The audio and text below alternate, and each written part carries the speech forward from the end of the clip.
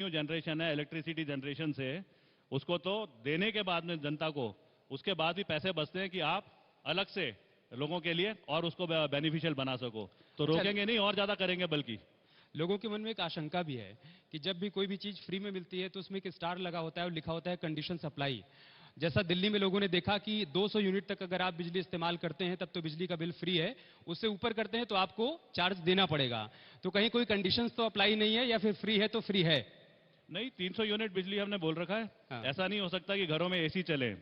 आज अगर उत्तराखंड के पॉलिटिशियन जिनको हमने बनाया है, नेता, उनके घर में एसी चल सकते हैं, तो इसका मतलब ये नहीं है कि हर घर में एसी चले, क्योंकि हम एक एसेंशियल लेवल तक इस सोसाइटी को डेवलप करना चाहते हैं। उसमें 300 यूनिट हमें समझ में आता है, एक आइडियल रिक्वायरमेंट है, जो कि पहाड़ में, प्लेन्स में जो घर हैं जरूरतमंद, उनके यहाँ इसमें पूरी रिक्वायरमेंट पूरी होती है। 180 यूनिट एक घर को जब बिजली दी जा रही थी, तो हमने ना अपने जब कॉल करते हैं इनपुट लेने के लिए, उनसे पूछा कि आपके यहाँ कितनी बिजली यूज होती है? कहते हैं 180 यूनिट। तो हमने पूछा कि बाकी 120 यूनिट का क्या करोगे? कहते हैं कभी पहाड़ में आके देखो, कभी हमारे घर में आके देखो, आपको पता चलेगा कि हमारे घरों में सांप बिच्छू घुस जाते हैं रात को। जो सामने बरांडा है उसमें डर लगता है अपने बच्चे को छोड़ने का शाम को, क्योंकि बाघ उठा के लेके चले जाता है। अगर आप 120 यूनिट और दोगे, टोटल 300 यूनिट, तो हम अपने घर के बाहर लगाएंगे ताकि एक डिफेंसिव मैकेनिज्म बना सकें। तो ये फ्री एसेंशियल जो है बहुत सोच करके करी गई है, ड्रामेबाजी के तरीके से स्टेटमेंट नहीं दिए गए हैं।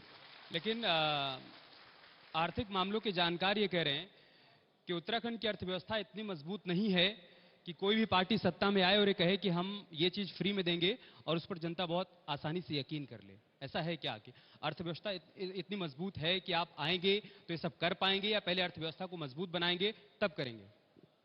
देखो क्या है कि इफेक्टिव गवर्नेंस किसको बोलते हैं? ब्यूरोक्रेट और पॉलिटिशियन दोनों मिलकर के एक इफेक्टिव गवर्नेंस का मॉडल बनाते हैं। आज ब्यूरोक्रेट कहीं से भी आए, वो चाहता है कि मैं यहां पे करूं। पॉलिटिशियंस ने क्या कर रखा है, बड़े अच्छे तरीके से जो अपने रिश्तेदार हैं, जो अपने क्लोज हैं, उनको कहीं ना कहीं से नौकरी पे लगा दिया, कहीं ना कहीं से उन्हें कॉन्ट्रैक्ट दे दिए, और उसके बाद 100 रुपए का जो एक बजट होता है, जमीन पे 10 रुपए लगता है।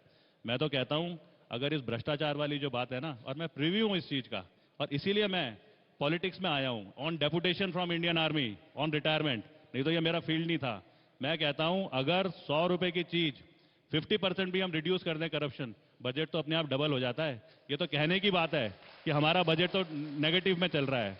उत्तराखंड में इतने रेवेन्यू जनरेशन मॉडल हैं, हमने तो सब पे वर्कआउट कर रखा है, हमने प्रैक्टिकली करा है उसको ग्राउंड पे।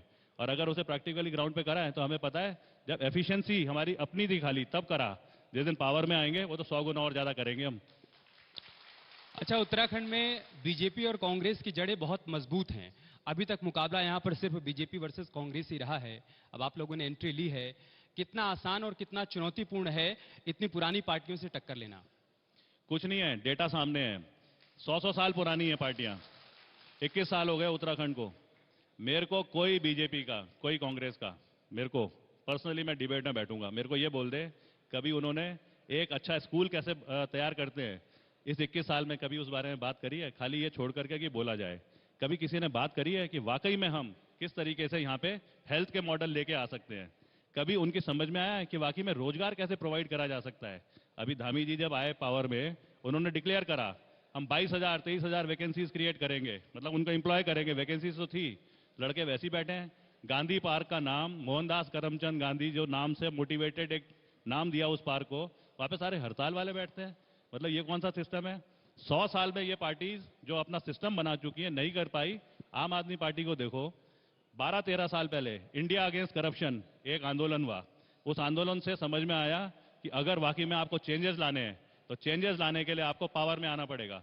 9 साल हुए इस पार्टी को कुल, और 9 साल में लगातार कांग्रेस तो जीरो है दिल्ली में, बीजेपी 2 या 3 बड़ी मुश्किल से घूम रहे हैं, और 9 साल में लगातार फुल पावर में आकर के इस पार्टी ने इन सब मुद्दों को साबित करके दिखाया है। पंजाब में 50% एंट्री हो गई है, उत्तराखंड में तभी तो पार्टियों को हल्ला हो रहा है कि ये आम आदमी पार्टी कैसे करेगी 9 साल में। ये कोई तरीका है बोलने का? लॉजिक देखो, कुल 9 साल में इतना कर चुकी है, यहाँ तो 1 साल में अभी देखना क्या क्या इंप्रूवमेंट और चेंजेस करके लेके आएंगे।